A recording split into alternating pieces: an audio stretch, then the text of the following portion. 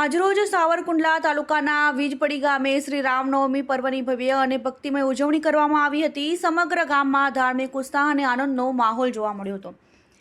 રામનવમીના પાવન અવસર પર ગામમાં ભવ્ય શોભાયાત્રાનું આયોજન કરવામાં આવ્યું હતું। બપોરે અંદાજે 3 વાગ્યે શ્રી રામજી મંદિરેથી શોભાયાત્રાનો પ્રારંભ કરવામાં આવ્યો હતો।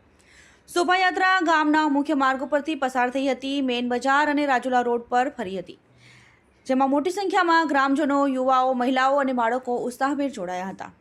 ભક્તો દ્વારા જય શ્રી રામના ગુંજતા નારા અને ભક્તિ ગીતોથી સમગ્ર વિસ્તાર ગુંજી ઉઠ્યો હતો।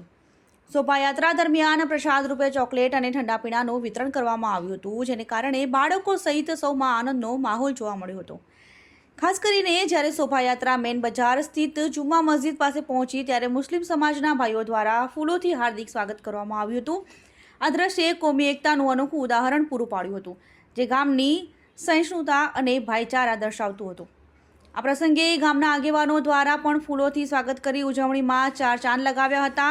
સમગ્ર કાર્યક્રમ દરમિયાન પોલીસ પ્રશાસન દ્વારા કડક પરંતુ સુવ્યવસ્થિત બંદોબસ્ત ગોઠવવામાં આવ્યો હતો, જેના કારણે કાર્યક્રમ શાંતિપૂર્ણ અને સફળતાપૂર્વક પૂર્ણ થયો હતો।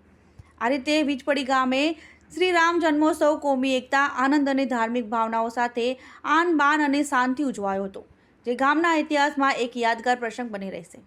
Report by Sarfaraz Khokhar, Amreli, Diu mirror news. નમસ્તે મિત્રો, હું છું ચાંદની પરમાર।